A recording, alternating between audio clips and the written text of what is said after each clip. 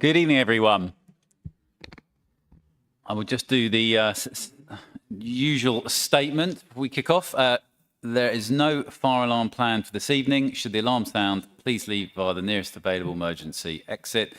Two of the closest exits through the glass door behind you to my left and through the double doors on the riverside behind you. Please muster at Café des Amis. Members of the public are welcome to make their own recordings of the meeting using whatever non-disruptive methods they think are suitable. The meeting is being minuted, streamed and recorded, and I would like to remind everyone present that this meeting is being filmed and made available to view in live and archive form via the Council's website. If you are seated in the public gallery, it is possible that the cameras may capture your image. If you wish to avoid being filmed, it's recommended you make a member of staff aware who can direct you to where to sit. The Westgate Garden gates on the riverside are locked at sunset, so members of the public must leave the Guildhall by the side exit behind the glass door. So, yes, welcome to this final Joint Transportation Board of the cycle, featuring the annual parking review. Actually, I think it might be good, as someone mentioned this, if we just have the officers to my left quickly introduce themselves before I go on to item one.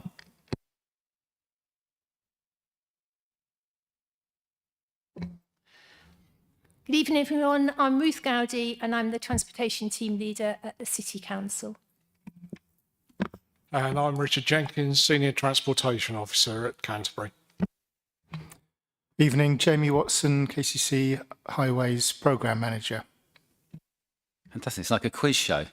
And we have one more, Kevin Gore, who's running late. Kevin is the KCC Highways Manager for the district. Yep. So he might not get a chance to intro himself straight away when he arrives.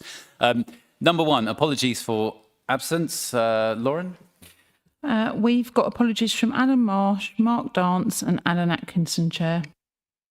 Thank you. Substitutes? No substitutes this evening, Chair. Do we have any declarations of interest? We've got none in advance, Chair. Do we have any more? Yeah, there's a couple of items that I have to declare an interest on because they affect the place where I live. And those are the items relating to Reeves Way and Richmond Road in Whitstable. Neil? Thank you, Mr. Watkins. Just my standard declaration that I won't be taking part in any votes this evening because I am the ultimate decision maker, as long as the paperwork gets in quickly enough. Thank you. Sorry, I should clarify, as KCC Cabinet Member for Highways and Transport. Thank you, Mr. Baker. Someone else had their hand up, did they not? No, okay, just me. So we're done on declarations of interest. Minutes of the meeting held on the 22nd of October 2024. Do we agree by general assent that they are a true record? Thank you for your unanimous support. Item 5, public participation. We have one public speaker for the meeting who will be heard directly before the relevant item. Do I need to read out who that is now? No. So what we've done is we've put the annual parking review as the last item, that tending to be a very lengthy item, and we have a few what will probably be shorter items to kick us off so that those officers solely involved with those shorter items can head home before we get on to the lengthy review. So first of all, I'm going to pass over to Jamie, who is going to introduce the Active Travel Fund update under item 6, which we'll be noting. Thank you, Chair. The Active Travel Fund update report provides an overview of Kent County Council's active travel agenda and updates on various projects funded by the Active Travel Fund. It highlights the completion of several walking, wheeling and cycling improvements. The report also mentions recent grants given to KCC for development and design and construction of new schemes like the Whitstable Crab and Winkle cycle extension and the Riverside cycle route. Additionally, it discusses the recent consolidation of the Active Travel Fund and the Capability Fund into one combined fund, with significant allocations for new construction schemes, essential maintenance and early development of future active travel projects. The report emphasises collaboration between Kent County Council, Canterbury City Council and Active Travel England to ensure the highest standards in delivering walking and cycling routes. Thank you, Chair. Thank you. So do we have comments on the report?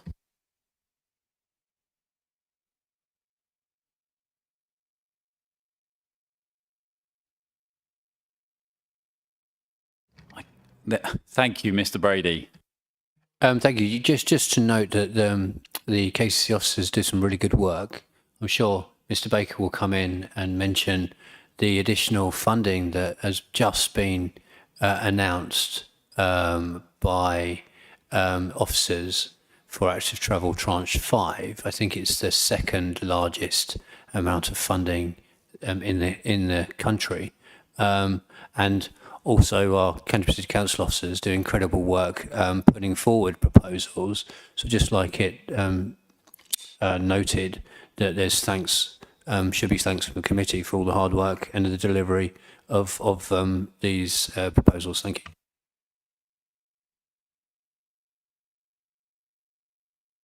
Thank you.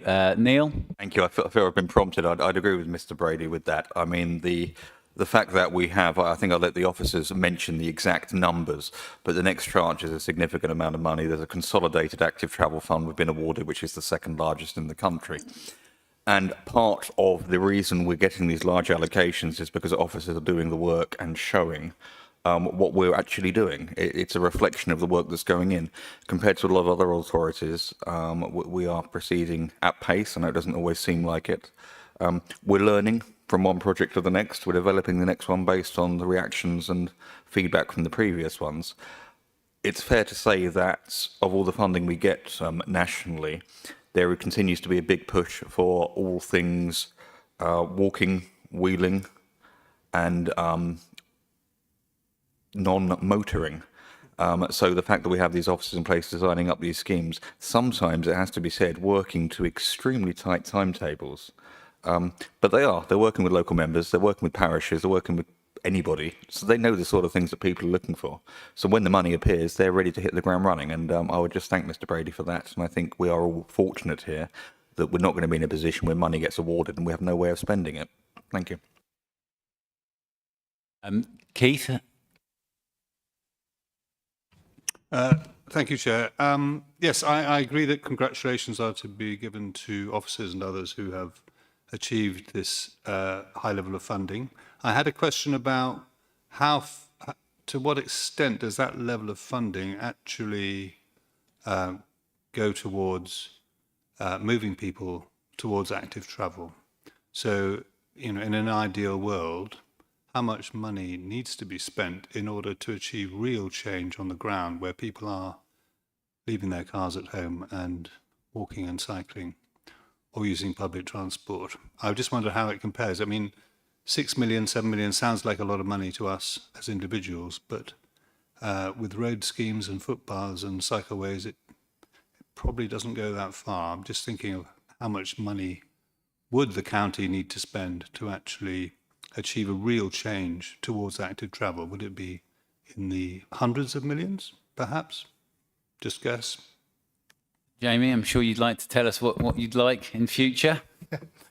Well, yes, I'm sure, as you know, any highway scheme costs a lot of money, so the money doesn't go very far.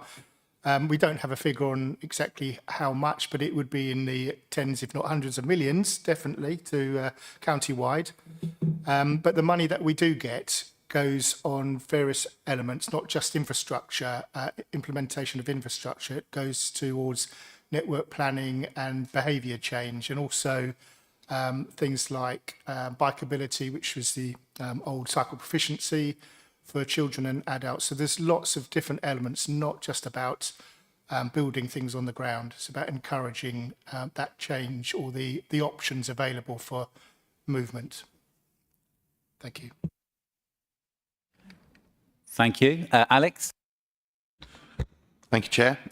Yeah, just to echo thanks to officers, both KCC and CCC, for the work that goes into this. I think when you see these plans in front of you and you get to this point of saying, you know, these are going to happen, in some cases it's years and years and years of work that go into this to making them happen. And I think to that point of, you know, if we gave you £100 million spent, I think there are worse places to give that sort of money to be honest with you.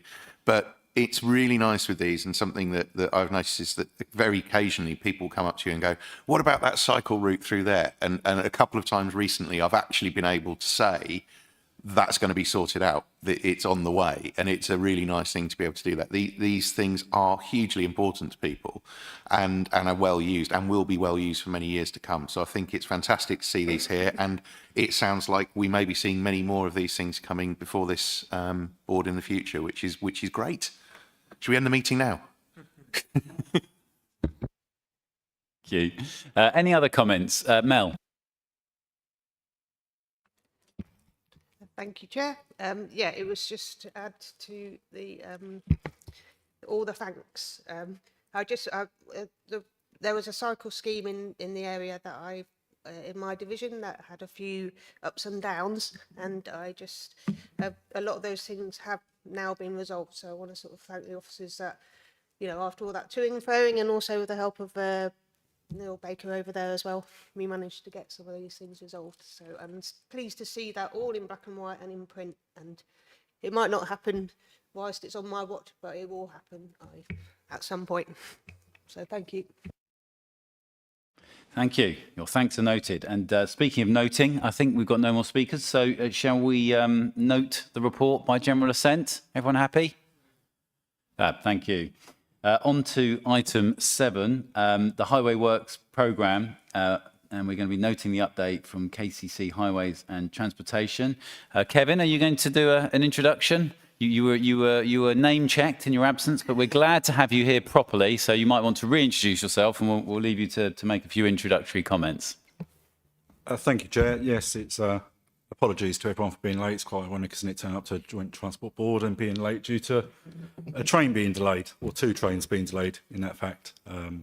So yeah, my name's Kevin Gore. I'm the Highway Manager for Canterbury, who has replaced Hazel Waters.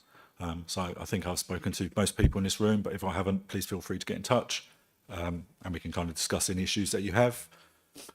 I probably can't answer all of the issues that you'll come up with, but I'll certainly be able to find out who has got the answers and kind of direct you in the right place.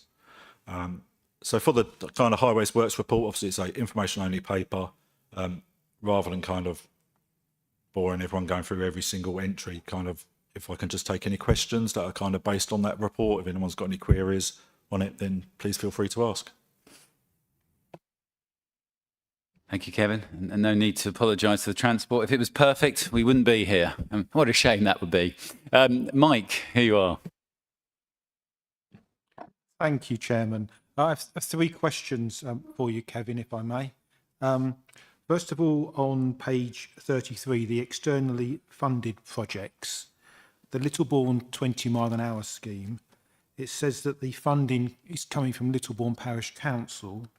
It was my understanding that the project was still looking to be funded from Active Travel, and I just wondered if you can confirm that that is still an option.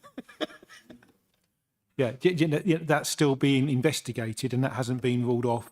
Certainly, when I spoke to the KCC Highway Improvement Manager this week, it was her impression that Active Travel funding was still being sought for that scheme. So if you could confirm that, whether that's still happening.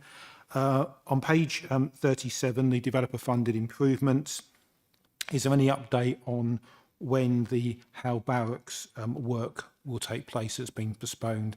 That was the 6-month delay or whatever, closure or whatever it was going to be. Has anything moved on that? And then finally, on page 40, the bridge works, there's no mention on there of the Grove Ferry Bridge. And I wondered if there's any update you can give me on the Grove Ferry Bridge, and if there's any reason why that's not included within the report. Thank you. Thank you, Chair. The Littlebourne 20 mile per hour is being put through as a bid to the Active Travel Fund 5. So we're hopeful that we will get that very shortly. Thank you, Chair. Thank you, Jamie, for coming back so soon as well to answer that. With regards to how barracks, obviously there's not an update at the moment. They're still kind of working out how they're going to do it with as least disruption. But we're assured as soon as they do have an update, then obviously we'll make sure that one is provided with as little disruption as possible, albeit there will be some disruption. And with the bridge works, I'm not too sure why that's not on this report. I can speak to our structures team, find out, and I can come back to you directly to find out why.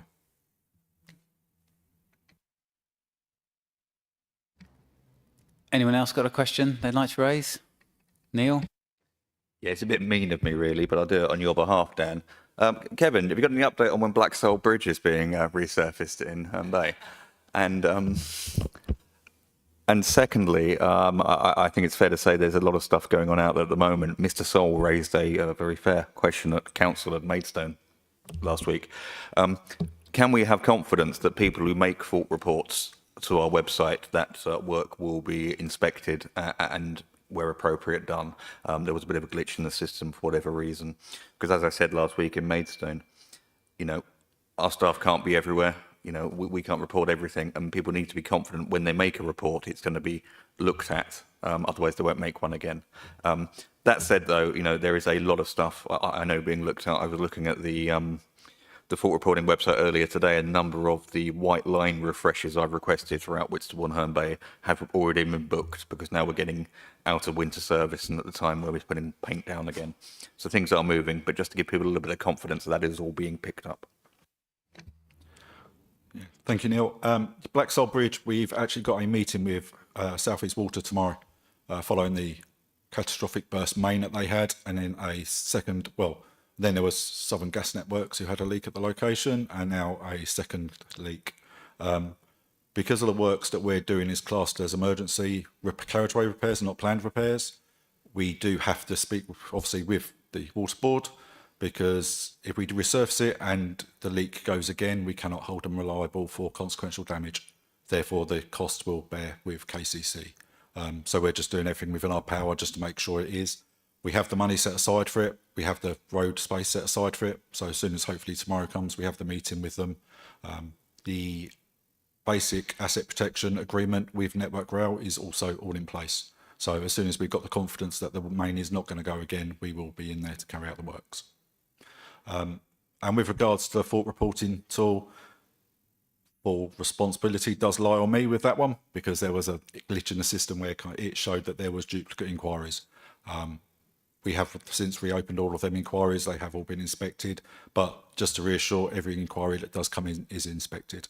Our teams will be out, and if they're not going to do the work, then the customer will receive a phone call to kind of explain the reasons why they won't undertake the work.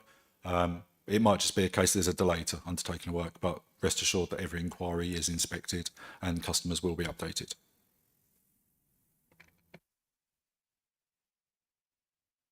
Any other questions? Okay, well, thank you very much, Kevin. So we'll just check by general assent if people are happy to note the report. Hands up or not? Everyone happy? Thank you very much. We will move on to item 8, monitoring of previous decisions. Who's going to open this one? If you've got any introductory comments. An officer going to take the lead? Yeah. Okay. So we can go straight to questions. Councillor Rob Thomas.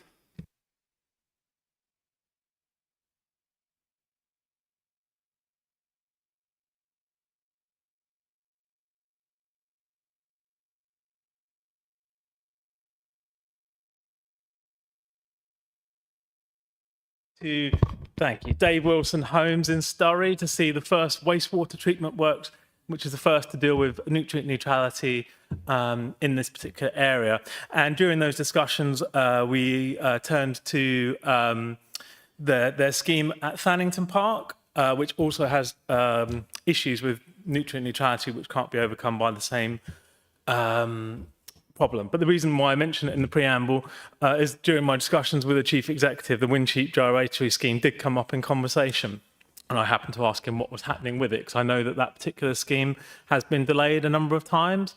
And he outlined some of the challenges that they were having. And he asked me for my opinion. And I said that I know that the local community has some reservations about the scheme, of which I've documented here before. But I said I'd be happy to put him in touch with officers at KCC and indeed CCC if that was his wish to progress it. So I actually wrote to my colleagues at County Council to say that they were interested in looking at this. And I think, understandably, KCC isn't the planning authority, so they would obviously be happy to review it if something came forward, but essentially through a contact mentioned it, and then that was relayed to Leader of the Council, Alan Baldock. So I understand that he may have been keen to have reviewed it, so I put the Chief Executive in touch with Alan Baldock to see whether they were minded to review it or what have you. But notwithstanding, it's a planning decision and it would need a variation of the 106. So I just wanted to put on the record, I have had discussions with them. It certainly isn't my pushing of it. Certainly any variation of 106 is a City Council matter in any case. And notwithstanding, I'm standing down in 7 weeks, so I certainly don't have any skin in the game in that sense. So, but I thought it was just worth pointing out that discussions are ongoing, but I know it's been a scheme that's kind of been delayed a number of times. So it wasn't so much a question, just as a bit of a background information, I suppose. Thank you for indulging me. Thank you for the update. JTB wouldn't be JTB without discussion of the Wincheap gyratory. So I'm glad we've got that on the record. I mean, there is something of an update on it in the report, but that's a bit fuller. Does anyone else want to raise a query or question about any other parts of this? Alex, it's just sad that Sturry Park and Ride isn't listed there. So we shall just have a vote then to note this by general assent. Everyone happy? Fantastic. Well, thank you, Kevin, for helping us through those sessions. And as I said at the beginning, you're very welcome to stay and enjoy the annual parking review, but we will forgive you if you choose to leave at some stage. That's right, I'll stay for it. That is my first one. I might as well see it out. Absolutely.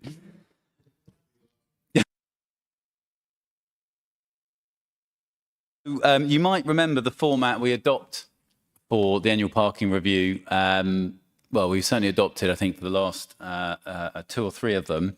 And we're going to use that format again because we feel that's probably the most efficient. Just to outline for anyone listening or members of the public maybe not familiar, the requests that it's generally Richard and Ruth here have received for changes to parking in the district. Most of them actually come from residents. Some of them are filtered through councillors. Some of them are probably originated by councillors independently. But they all get collated by Richard and Ruth. We consult. I think it was in the autumn we consulted the public, January, on those changes. Now, what we see tonight are just the ones which the officers agree with good ideas and which the public has not raised a objection to. Sorry, the ones where the public have raised an objection to. So we've had this question before. There are other proposals which have come through, the officers agree with and did not get any objections, and so they will just be actioned. So that's why they're not going to be the subject of discussion here tonight. So what we are doing is considering the report from the head of Transport and Environment. Obviously, it's very lengthy with all the maps included. And we're going to invite the Senior Transportation Officer, Richard, to make his opening remarks, if you have any. Thank you very much. Yes, I think most people are familiar with the format now. It's just a case of going through and looking at each of these proposals. There's the Appendix 2 in the agenda, which has got our recommendations for each item and details of how many objections we had and how many people are supporting each proposal.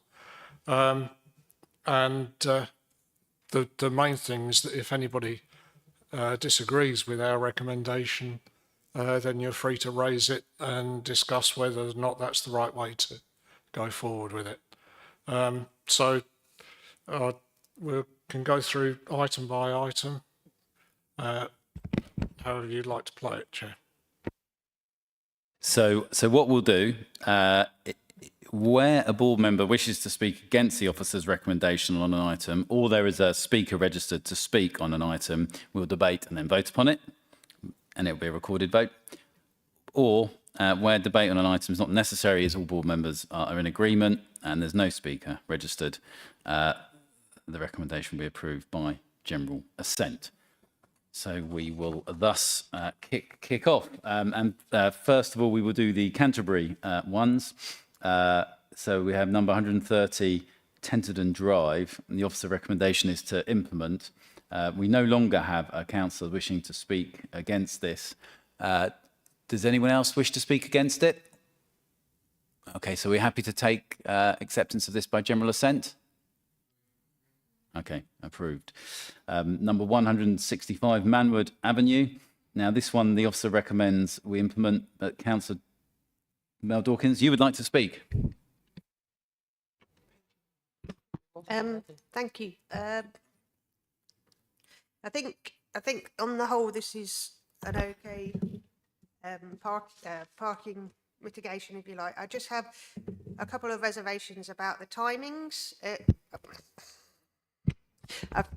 Looking at the comments, a lot of the comments seem to be about further down the road. If you read them a bit further, it didn't seem like they quite understood that it was actually in that little bit, in the cul-de-sac bit, which covers people's drives. I think the main issue is that this behaviour happens during school pickup times and drop-off times. So the timings that you put in the report are to have double yellow lines there from, I can't remember, is it 8 till 6 or something? Where is it? Yeah, 8 a.m. to 6:30. So I wonder whether you would consider just doing it from 8:30 to 9:30, and the normal sort of times when it's during school hours, rather than the whole day. And that was through speaking to my fellow councillor as well as a suggestion, who's been talking to residents up there as well. Yeah, that is an option. We do have that restriction further up the road, actually. So, yeah, I mean, if that amendment is supported, we could go with that. That seems to make sense to me, and then there's consistency as well, isn't there? Okay. So it's down to the other councillors. Alistair? Yeah, I was going to speak on this to ask, I mean, it is a sensible proposal that Councillor Dawkins has made. In the document, it says that the objections aren't relevant, so I just want to hear a little bit more on why they might not be relevant, and I would be supportive of the proposal that Councillor Dawkins has just made. Yes, I think as Councillor Dawkins was saying, that most of the comments were about the situation further along the road. I don't think it was particularly clear to people that this is just a small lay-by that we're actually referring to. Okay, so Mel, do you want to sort of make a specific proposal then that we would support? Because you're amending what's currently recommended. Okay, so I wish to amend the timings of the restrictions. Richard, could you recommend the timings, because I can't. Yes, you have them at the tip of your tongue, don't you? It would be 9 till 10 and 2 till 3, Monday to Friday. That's consistent with the others, yes. So to amend it from 8 till 6:30 to 9 till 10 and 2 till 3, Monday to Friday. Okay, thank you. That's clear. Is everyone happy to? Oh, we need a seconder. Alistair, will you second it? Too many Rids. I will, but isn't there an issue before 9 o'clock at the school? Is it not? Would it not be better for 8:30? Because obviously it's parking, dropping off and picking up, but also parking there. And after 9 o'clock, you would presume the children would have been in a school. So I'm just wondering, is this to align with the other time restriction that you mentioned. I'm just wondering why it would be 9 till 10 instead of 8:30. Thank you. Yes, it is. That is an established restriction that we've got in the same road and in lots of roads in Canterbury. And one of the things that the council gets or has been criticised for in the past is having too many different restrictions, because that is confusing to the motorist. So it'd be rather to stick with something that's consistent with other areas. Thank you. That's sensible. I'll second. Thank you. Yeah, I guess I've just realised exactly what we're doing there. I guess the issue was because parents are parking there to drop their kids off. So now I'm in a quandary whether it should be. I mean, I know it's got to be consistent, but it's not going to do the job that it's required to do. So it feels like, because the original, what you were initially going to put there was 8:30 to, no, 8, yeah, I can see it now, 8 a.m. to 6:30 p.m. So it was an 8 a.m. start, which seems to make more sense. So I don't know if it could just be 8 till 10, 2 till 3. Makes more sense to me. I mean, looking at the small print anyway, it's all reliant on enforcement and someone going enforcement. But I mean, you know, we're doing what we can, so we might as well try and get it as practical as possible.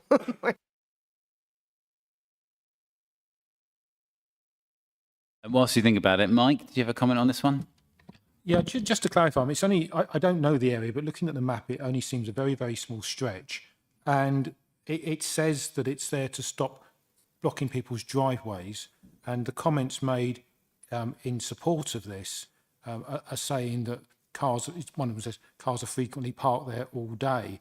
Well, if we want to stop cars parking in front of people's driveways, we don't really want them parking in front of people's driveways at any time of day, do we? So if this stretch is really just in front of driveways, we shouldn't have people parking there no matter what time, should we? And unless, you know, unless Ms Dawkins knows, I don't know the area. I don't know if there are legitimate parking spaces in that area or not.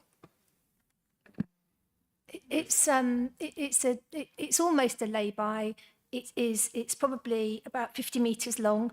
The houses that front it have drives, and it seems to me that the restriction should be 8 till 6:30, because the people who live there don't need to be able to park there, and the people who don't live there didn't ought to be parking there. It's really only one car wide as well, so nobody ought to be parking there, because then they're causing obstruction. So my recommendation would be that we go with what we've advertised. Okay, so after all that, Mel, what's your thinking? I'm going to do something really radical here, and I'm going to change my mind. Right. Yeah. Okay. So I have been convinced by what we've just discussed, and I feel that would be the best way forward. Yeah. But I'm not sure if it could just hold on one sec, just to be. Where's the page? Yes, and it is Monday to Friday, so that's fine. Yeah. Okay. So we're sticking with the original recommendation from officers. Okay, thank you. Withdraw the amendment. And is everyone happy with the original proposal? Fantastic. Thank you. A good debate, and we're there. Item 170, Kent Avenue. Now, this one, officer recommendation is to implement. And Mel, you are registered to speak. Yeah, I just wanted a bit. I mean, I agree with the recommendation. No one should park on the pavement. It was just that it was just so close, the objections and the support. There was only one in it, and then there was about 2 neutral ones, which I couldn't really work out whether they were neutral or not. And I don't know, I just kind of felt like it just needed a couple of minutes airing. If you could just explain a bit more, but I guess we're just going to have to go for it. But there just doesn't seem, like all these things, there is an issue with parking in these estates, like Spring Lane, London Road, same thing happens, because there's not enough parking spaces. And then residents are trying to get drives and they can't because they're too expensive, or the hoops they've got to jump through are just too complicated. You know, so, you know, what can we do? As put the pavement restriction in, but then what else can we do to make life easier there except just hope for the best. And also, again, it's an enforcement issue, which never seems to get enforced. So if we're going to do it, we need to make sure that people go down there and have a look as well. All I was going to say was when we get requests for pavement parking bans, we always support them initially because the footways get damaged and then that causes a problem for highways. The services that run underneath the footways can also get damaged with vehicles parking up on the footways, and that it blocks them for people pushing prams and wheelchairs. So there's really good reasons for not permitting parking on the footway, and that's why we always support them in this particular. And then sometimes we might get an objection from the fire brigade, which is further along at an estate in Herne Bay. We have had an objection from the fire brigade, and then our recommendation then is that we don't go ahead. But people shouldn't think that that is an acceptable thing to do. And so we're telling them that that's what we think it's not acceptable. And we'll talk to the enforcement people and make sure that it's enforced sufficiently that people get the right message that they're not allowed to do it. Thank you. So next up is David, and then Paul, then Neil. Thank you, Chair. I do work around this area for company that work for grass cutting, basically. I don't see that many cars parking on the pavement.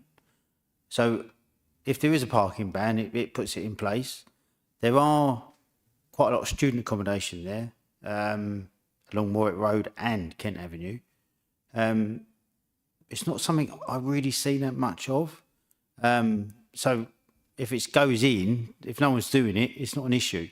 The problem you may have is it does get quite busy with the bus route. You may get some issues with maybe larger vehicles, vans maybe parking on the curb to come away from the road, because there is only enough room if there's two vehicles each side, literally to get the bus through. So maybe that's where the issues are coming from, and maybe they're happening at night when I'm not there. But I've been there quite regular during the day, is sort of around about 10 o'clock, 11 o'clock, and I've not seen this, but if it's in, that's fine. But you may get an issue at night time when people come home. They've got a larger vehicle, they might be automatically put on curb, so their wing mirrors and their cars don't get clipped. So just an observation. Thank you, Chair. Thanks, Chair. I think I broadly support the officer recommendation on this one. Also, just to say that I'm a ward councillor for this area.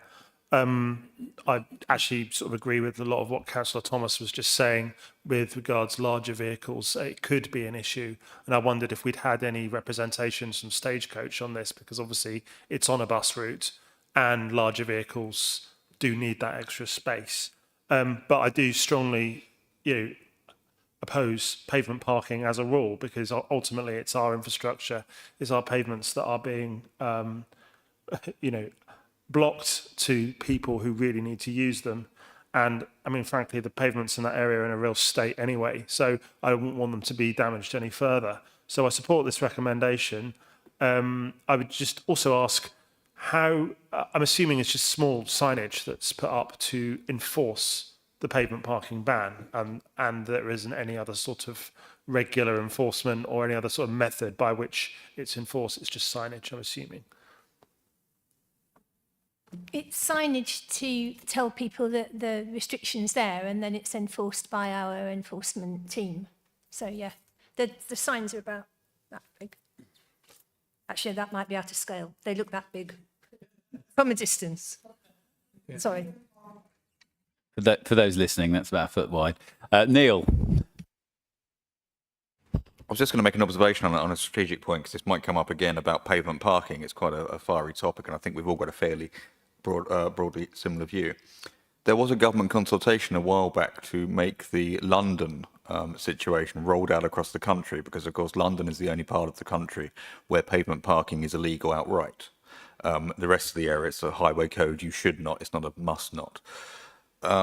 Is that likely to get anywhere? Because I think it would be beneficial for future meetings like this, rather than to look at where we should have an exception to ban pavement parking, to instead look at making exceptions where it could be allowed.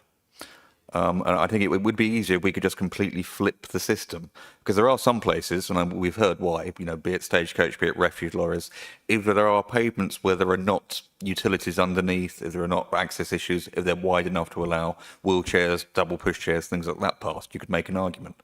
But until we get there, you know, as you've said, Ms. Gowdy, if someone requests a pavement parking ban at the moment in any road, our default position is to say, yes, we want to ban it. And then we have to go through all of this. So is there any view, any update on whether that is going to get anywhere near to the fore, or is it going to be parked yet again, as it has been every year since I remember the late Mr. Law, who was a former county councillor for Herne Bay, tried to bring it in this area.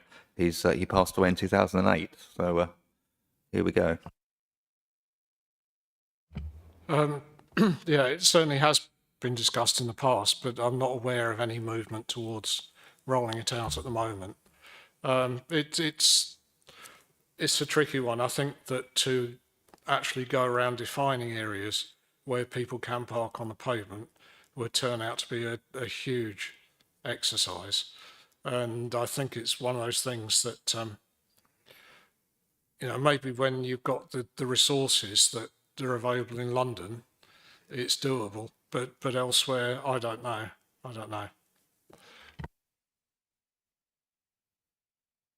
Dane? Yeah, I just want to add a little bit on the pavement parking. It's not just the prams and pushchairs and things like that. It's people who are like visually impaired and have got guide dogs. Because I'm not sure if you're aware, obviously the guide dog will take them up to the parked car, but it's up to the person who's visually impaired to make that step into the road. And it can be quite dangerous, and especially with like electric cars as well. They're very quiet, so that's always it never gets mentioned that much, but it's like really important. But it's quite hidden, in fact. Thank you. Agreed. So I think we've exhausted all those comments. I think we're probably sticking with the original proposal. Okay, and by general assent, are people happy with that? Okay, thank you very much. That's passed. Item 175, Ethelbert Road, officer recommendation is to implement. We've had no comments on this one. Are people happy to proceed with this one by general assent? Okay, we are. Thank you. Item 177, Pilgrims Way and Dryden Close. Amend and implement. And Mel, you wish to speak on this one? Yeah, I just kind of wanted to speak on it. I mean, I agree with what the officer's recommendation, but I just wanted to sort of make sure that it had the airing it deserves, because this was a massive, and you were there, weren't you, Paul? I mean, it was a massive, there was a big public meeting. I think about 60 residents came about this whole issue, and the head teacher was there, and it's just been going, and you've seen by the amount of objections and comments that came in, it was quite a big, it's been a big journey, that one, and it's even with the implementations, it's still not going to be resolved. And so it's going to the school streets. I can remember her job title. Iona, what's her job title? Kevin. She's the Safer Schools. Yeah. She's a transport planner. Yeah, so she's going down there talking about school travel plans and all this sort of thing. But I know that some of the residents in Dryden Place, where the restrictions going to go in, have had experienced quite a lot of, on occasion, quite a lot of abuse from the parents as they're waiting, because they just want to leave their house, and there's a car in the way and stuff like that. So, it's going to be interesting to see how that restriction carries out, because at the moment people seem to ignore it anyway. So yeah, there's just a lot of work needs to be going on down there with enforcement and trying to get people to actually, abide by it, I guess. But yeah, I think the main thing is getting those zigzags in, and we can see how the Dryden Close thing goes, but putting any of the restrictions in will just cause chaos around there, and people still need to get their kids to school, and that's really important. But I just really wanted to give a chance to make sure it had the airing it deserved, because it was quite a large case, this one, and I don't think it's going to be resolved completely by this, but it's a start. I don't know if Paul wants to add. Yeah. Far away, Paul. Yeah, just to say, Chair, that I strongly support the recommendation to implement this. I was at the public meeting.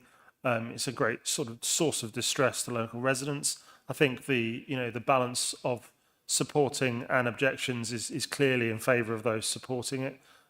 So I think this should go ahead. And there's obviously issues with the journeys, the sorts of modes of transport, should I say, that people are using to bring their children to school, and that's a longer term plan that's needed to change behaviour.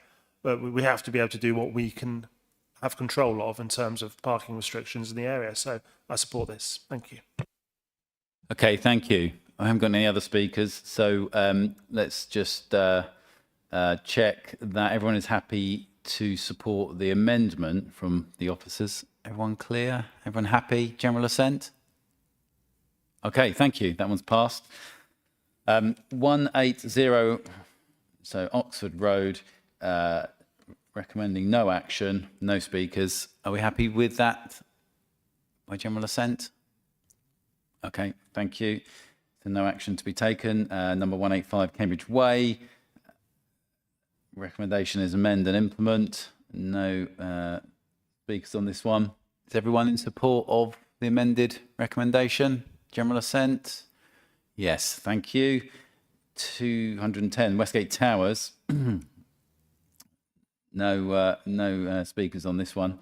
Officer recommending to implement. Again, are we happy with general assent? Okay, thank you. So that is the Canterbury ones completed. Moving on to Herne Bay. 300 Windsor Gardens. Officers propose no action. We have no speakers on this.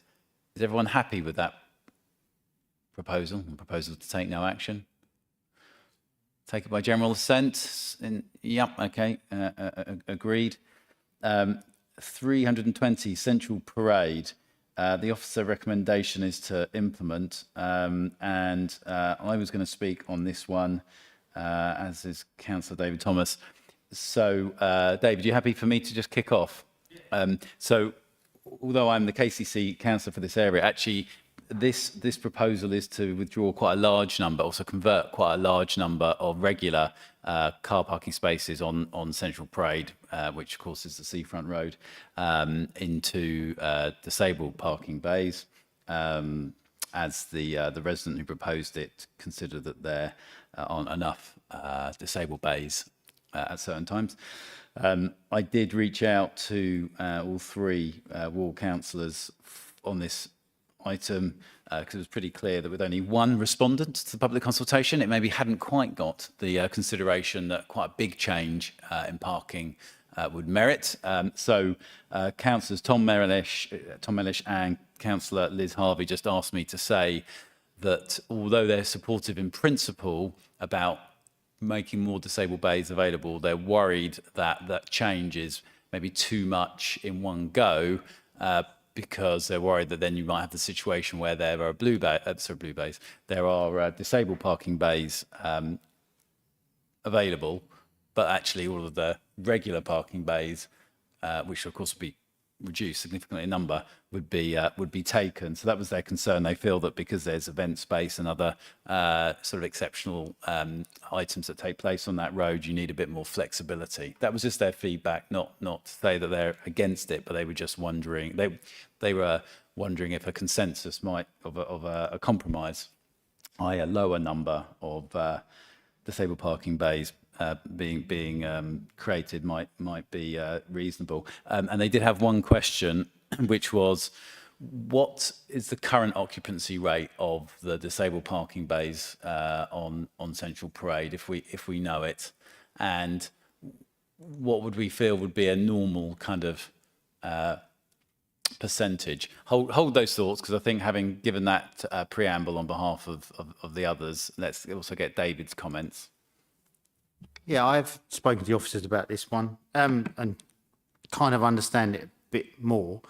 Looking at it, if it works, it's going to be great, because we do get, especially of the evening outside the bingo hall, a load of cars and does cause delay, especially in the summer, you know, and if I'll say it, if we build it, they will come. So hopefully they'll start to use those bays. It's kind of spread about. So if you wanted to change it, the only thing we could do is possibly take out sections, which seems, I can't really see any sections that I don't feel comfortable taking them out.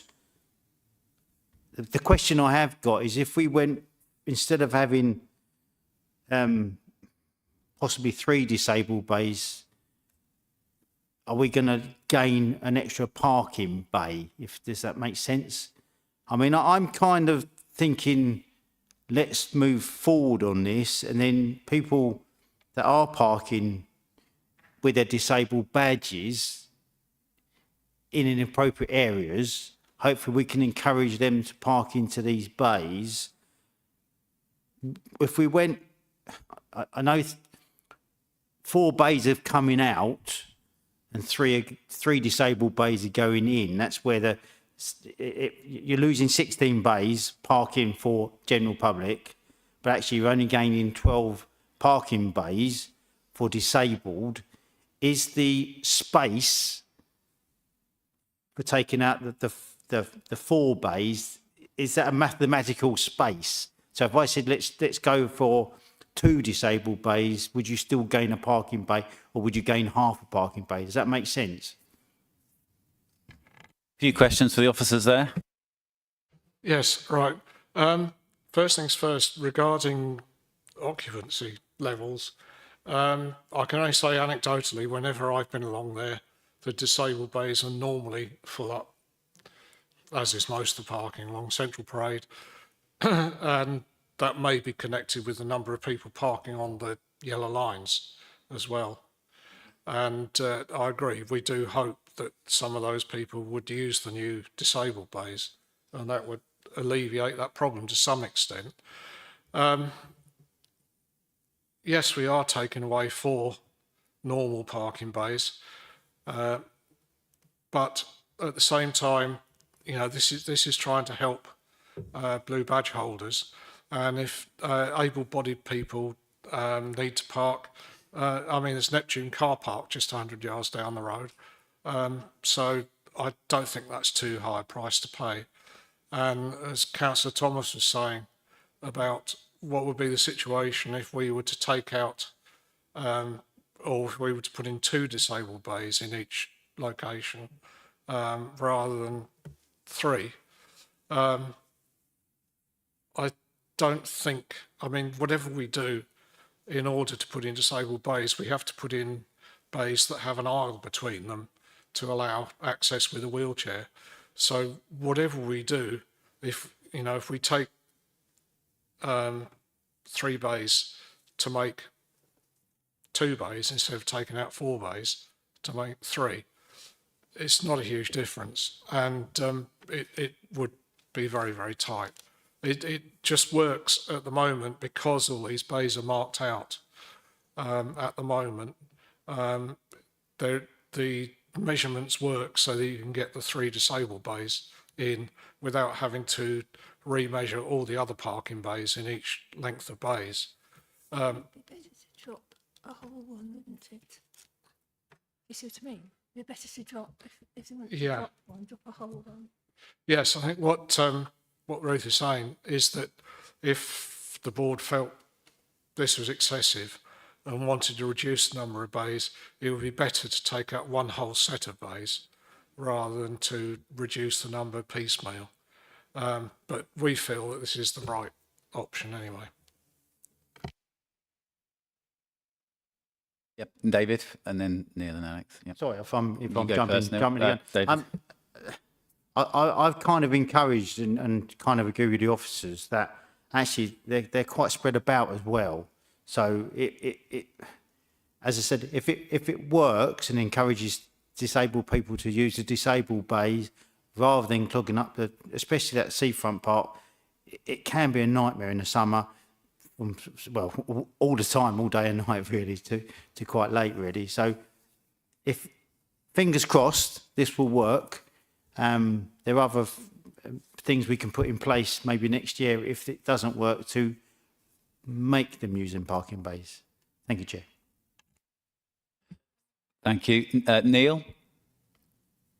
Yeah, I mean, I don't want to try and redesign this scheme like off the hook here, but I think, you know, I mean, a lot of us here are very well aware of the issues in this area. I mean, I regularly attend what some would describe as a fine dining establishment there that does a very nice breakfast, lunch and dinner opposite the clock tower. But, you know, you go along there, Richard said it, and, you know, pretty much all of the disabled bays are full along Central Parade. For vast chunks of the year, all of the non-disabled bays are also full. So I normally park in Market Street around the corner. You carry on going, you turn at the Ala Turca, bit of free advertising there. But there's also the string of parked cars on the double yellow lines associated with the bingo. Is there not a risk that by doing this, all we're doing is removing general use parking capacity, and some people who currently park on double yellow lines will use the disabled bays? That will just free up more space on those double yellow lines for people to use. So you won't actually end up solving anything apart from just adding to more congestion in the area. Because if we were being quite to the point here, the two main issues with evening parking in Herne Bay are outside the bingo hall there, which shouldn't be happening, and in the town centre, or related to the delivery companies, so it's an absolute labyrinth to try and get through. I know that Stagecoach almost pulled the service because of it. But is there anything we can do to stop the parking on the double yellow lines? Are we even looking at doing that? Are we looking at making it no loading and no waiting to stop that? Because that does then get into the position where we're going to be accused of, you know, targeting the vulnerable or the disabled. I worry if all we're doing is altering capacity and reducing parking capacity, at which point you're going to get accused of, well, you're forcing people who are currently parking in the winter months in free on-street parking into parking car parks where they have to pay for. So I just think we've got to be a little bit careful about what actually is trying to be achieved here.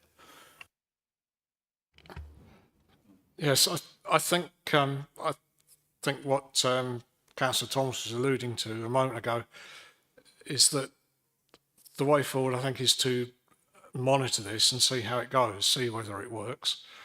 If the problem with the parking on the yellow lines persists and this doesn't help with that, then we may be in a position to look at maybe putting a loading ban on. But I think it would be best to do this first, see how it works, before we have to do something more draconian. Thank you. Alex? Thank you, Chair. As Mr. Baker pointed out, being a figure of fit and healthy young adulthood, there are plenty of options to park for those who can. There aren't plenty of options to park for those who can't walk long distances, and everybody should have access to the fine establishments along that area, although that may hamper your ability to walk away from them afterwards. But I think this is three areas to put disabled parking in. There's a massive lack of it across the district. I think it's visible. It's right in the heart of where we want people to visit. I think there is clearly a need for it. Those bays are often used. Yes, absolutely monitor it. I think the blue badge parking should be introduced, and I think we can have a look at the parking on double yellow lines. That's a separate issue to a certain extent. I don't think putting a blue badge bay is the reason. The reason for putting a blue badge bay is to remove people parking on double yellow lines. We can do that through enforcement and other measures. Let's get some more blue badge provision there. Let's make it open up and publicise it and tell people that there's more opportunity to go and visit. Yeah, thank you. Actually, just one question which relates to this, but actually all of the items tonight, and we talked about monitoring them to see if they're successful, because that wouldn't just apply to this proposed change. When would this and all the other changes go live?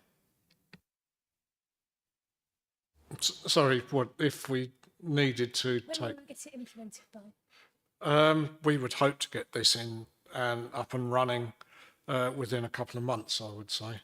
Yeah. So it would be maybe May or June, which is relevant for this particular one because it's really the start of the summer season, being a seasonal town.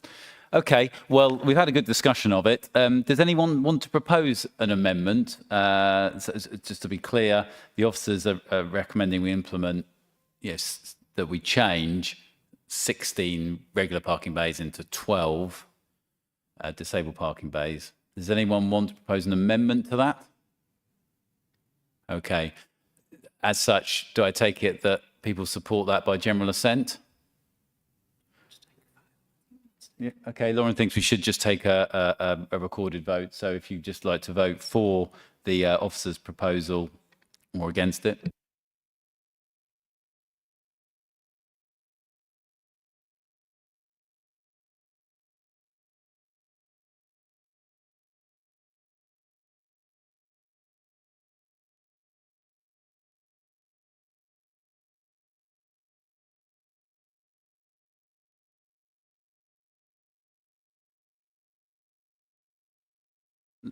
Lauren, do you want to read out the... That's carried, Chair, with 12 votes for, 1 abstained and 1 not voted.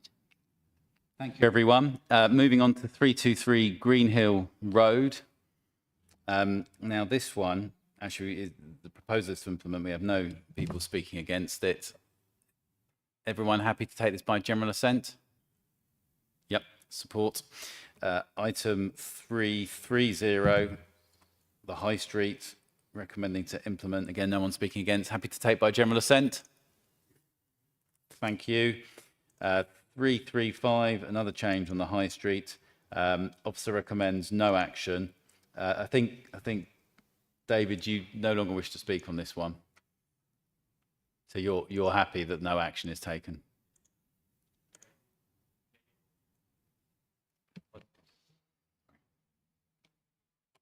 Yeah, I've spoken to the officers about this one, and basically it's something we need to monitor. It's a really difficult one to process, but I'm happy where we are at the moment. Thank you, Chair. Okay, so happy to take that by general assent? Thank you. 340 Cavendish Road, recommend to implement. No comments against. No one recorded against. Happy to take by general assent? 360 Margaret Road and the Meadows, to implement. Happy to take by general assent? Thank you. 370 Barley Close, recommend to implement. Happy to take by general assent? Thank you. So end Herne Bay, and we move on to the rural areas. 810 Blackthorn Road, Acacia Drive and the Avenue, Hurston. Recommendation is to implement. No speakers against. So we're happy to take this by general assent? Thank you, everyone. 855 Chestnut Drive in Surrey. Recommendation is no action. No registered speakers against. People are happy to take that by general assent? Thank you. 857 Link Road and Meadow Road, Surrey, to implement. Happy to take that by general assent? Thank you. And on to Whitstable. 610 Chesterfield Road, to implement. Shall we take that by general assent? And happy with that one? Yes. Thank you. 625 Polo Way, to implement. General assent? Thank you. 634 Swellcliffe Court Drive and Emerson Gardens, implement. Happy with that? Thank you. 636 Richmond Road, to implement. General assent? Thank you. Whitstable was very quick there. Oh, sorry, we're still going with Whitstable. Now we've got Reeves Way. Now, the recommendation here is to implement. We do have a speaker. We have Josh Wilson from George Wilson Properties. Josh, would you like to come forward? And you can start speaking when you wish. Dear councillors, thank you for allowing me to speak in support of the proposal this evening. We're George Wilson Developments Limited, and we're the company who originally built and still maintain the John Wilson Business Park, which is accessible only via Reeves Way. But we originally made contact with Councillor James Flanagan when, in our capacity of the managers of the John Wilson Business Park, we received a complaint from one of the occupiers that the access to the park was becoming increasingly difficult and in some cases dangerous due to the parking on the unlined part of Reeves Way. Cars were effectively parking from the junction with Thanet Way all the way down to the goods entrance to B&Q, causing difficulty for cars to pass. As a reminder, the John Wilson Business Park is one of East Kent's most successful trading estates and is home to some of established businesses such as Howden's, Screwfix and Rudd Chains. And due to the success of the estate, there are frequently vehicles, both regular and commercial, accessing and leaving the site, and the only road to access the business park is Reeves Way. It's therefore vital that this road is kept clear of vehicles. We remain concerned that the traffic on the entrance to the business park will eventually dissuade businesses from moving here and choose other business parks in the other Kent locations, simply because it's less hassle to access. And from our experience, we can confirm that the actual access to a business park is a material consideration when businesses make the decision to move. And we don't want to lose any businesses looking to move the area because the road is blocked. Not to mention the additional cost that incurs for businesses who are looking to take deliveries and ship goods elsewhere, and the cost of personnel sitting in the cars and vans waiting to access the sites. And finally, as part of the Grassmere Gardens development, we're bringing forward the 3-acre extension to the business park on which the land has been allocated for commercial use in the current Canterbury City Council local plan, which is site number 12. And our application, which has now been submitted and validated, is to provide an extra 80,000 square foot of employment space for our area. And this has generated significant support by bodies such as Locate in Kent, who are keen to see jobs brought to this area. Ultimately, the additional traffic generated by the new homes being built on the site, along with the employment space, will mean that Reeves Way will be busier than ever, and it's therefore vital that the road is kept clear. And on the basis of this, we'd request that the road is double yellow lined, in line with the officer's recommendation. Thank you, councillors. Thank you, Josh. Does anyone else wish to speak on this? David first. Just a comment. I agree with all of what the speakers just said, basically. Thank you, Chair. Yes, just say I'm channeling the spirit of James Flanagan, who unfortunately couldn't be here this evening, but he wanted me to express full support for this. He's spoken to everybody, and from his explanation to me, it seems like an eminently sensible idea. So I'm happy to go with the officer recommendation. Any other speakers or comments? No. Okay, seems people are supportive. So the officer recommendation is to implement the change. So I think we will take that by general assent. Okay, supported. Thank you very much. Thank you, Josh. Moving on to 639 Virginia Road, the officer recommendation is to amend and implement. Are people happy to take that by general assent? People happy with it? Yeah. Fantastic. Passed. 640 Tankerton Road. Recommend to implement. General assent on that one? Supported, thank you. 642 Foxgrove Road. Recommended to implement. General assent. Thank you. It's like like auction lots, isn't it? 644 Clover Rise and Hillside Road. Amend and implement. General assent. Thank you.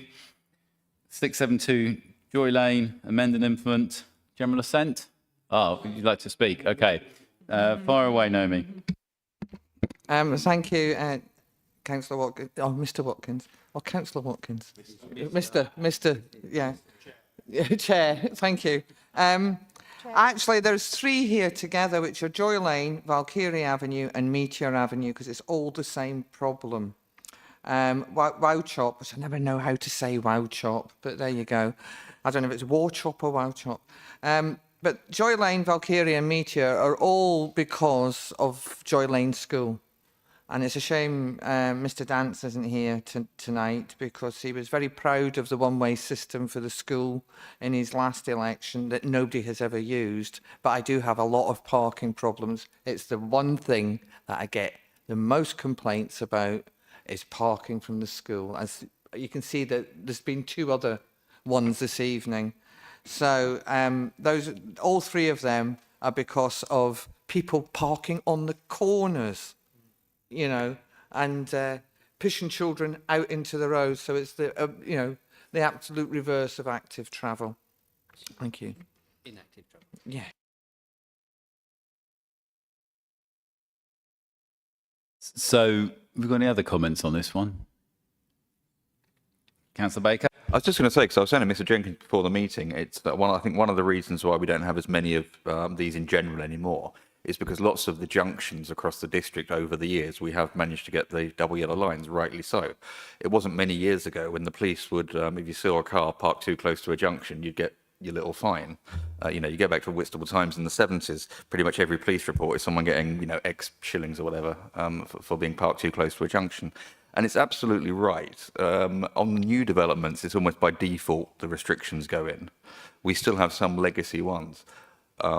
Some there are reasons you can justify, but anything around schools, we really do need to think, as has just been said, on that active travel. We want more and more children to be walking to school. We want parents to be confident their children can walk to school and actually cycle to school as well.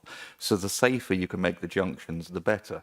And I would agree, I mean, this area is problematic, to say the least. Many schools are, but I think this one is still one that needs some work. And I think finalising, if that's the right word, these opposite and around junction markings can't be a bad thing.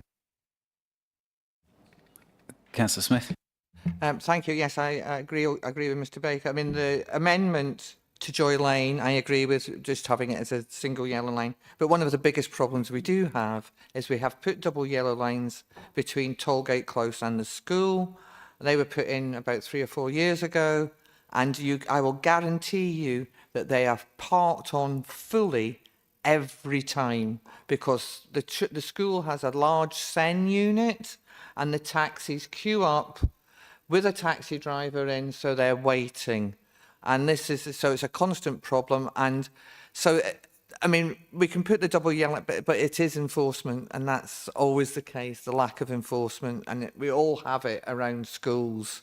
And it's, you know, I think we'd much rather have that than, you know, tickets for, I don't know, catapults, for, you know, throwing a stone with a catapult and knocking a can off a groin. Yeah, well, I know the issue myself, and it's not just taxis that are parked on those lines. It is actually parents who drop is the challenge, isn't it? But I think on this proposal, we are happy to support it, the amended proposal. So do I have that by general assent? Thank you. 675 Wauchope Road. Implement this one. Do we have that by general assent? And the last of the hat trick, 680 Valkyrie Avenue, proposal to implement. We also support this one by assent. Yeah. Thank you. 683 Meteor Avenue. Implement. To take that by general assent. People support it. Fantastic. Thank you. 685 Sandpiper Road to implement. Yep. Naomi? Thank you for this. I live off Sandpiper Road and I travel on it 3 or 4 times a day. And since this came in, I thought, I've never seen people parked on the pavement. And I've asked my neighbours, do you see... I just don't think it's the problem that's there. I don't think we need to waste our money on the signage, to be honest. It's just, I've yet to see anybody parked on the pavement. The road's wide. The number 5 bus goes up there quite happily. I mean, I just never seen anybody parked on the pavement. I just was quite surprised to see it. It was proposed by the KCC warden, so they must have seen it at least once, but I don't know if we know any more officers about this one. No, I mean, as you say, we took it because it was requested by the warden, and as we previously said, our presumption is generally in favour of prohibiting parking on pavements. Alex? Yeah, I would say, I mean, you say you can sort of canvass people and have a look. There's obviously 3 responses in favour, and I think, you know, it could very well be someone of limited mobility who's had a problem with that at some point, you know, I think the general principle, as we talked about earlier on, is probably something that we want to limit. Of parking on pavements aren't for parking, and I suppose I do take your point. Do we waste the point on the signage? But where these come forward, I think it's a good idea to bring as many of these in and make it the standard. I was going to make one more point, as this is the last item across it. Is I'd like to thank Richard for all his work on this, and it's your big showpiece of the year. And not quite dressed up like the Met Gala this evening, but you know, it could very well be. I've very much enjoyed reading your commentary on these as well. I think there's a lot of work that goes into this. It's testament to your hard work how smoothly this meeting and indeed last year's meeting has gone. So thank you very much. Thank you. And it's not just me.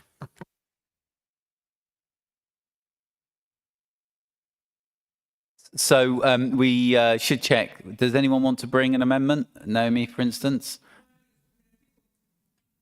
I'm fine about it. I just thought it's a problem I couldn't see, and I couldn't see spending money on a problem that I can't see. That was all.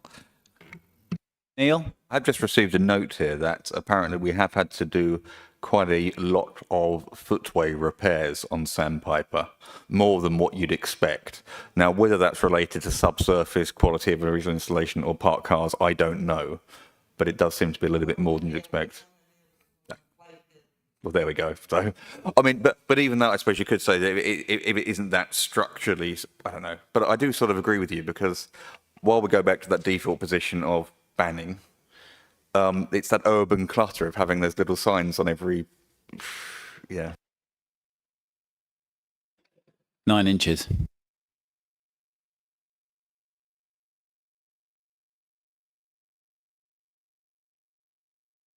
So, do we have any other comments? Paul? Just to say, Chair, I think it's good to be proactive on these things where we, agree that something is not a good thing to do. As it's on a bus route as well, I think it's good to just keep that roadway clear as possible, and it helps protect the path if we are having to make repairs to it anyway. So, thank you. Okay, let's just have a vote as it's the last one, and Lauren suggests that, and I think it's a good idea. So the proposal is the officer's one, which is to implement the pavement parking ban on Sandpiper Road. Please cast your votes.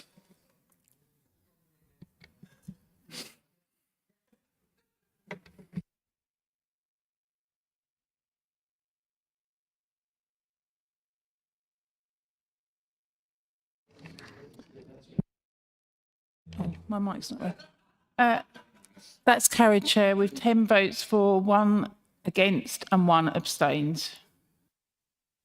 Wonderful, thank you. And thank you to the officers, as noted, and to all of the councillors and public who've spoken on this, and all the residents who filled in the consultation across all of those. That was several hundred. So thank you to all of you.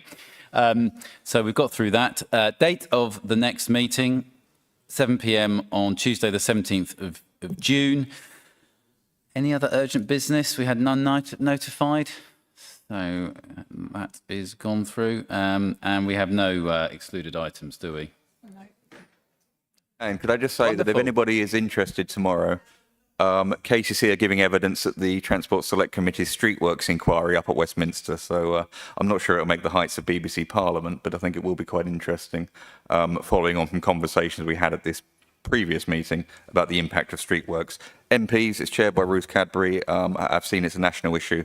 We're trying to make our case on behalf of everyone here and everyone we represent. So hopefully some good will come of that. And if anyone's fortunate enough, or perhaps unfortunate in the case of Rob, to be at the JTB in the future, we might see the fruits of that. I think given that all of us as councillors will receive comments about streetworks, I think that is a very good one to draw attention to. Good luck to the team presenting there. We'll hope to have got our changes through by tea time. Thank you everyone tonight, and have a good journey home.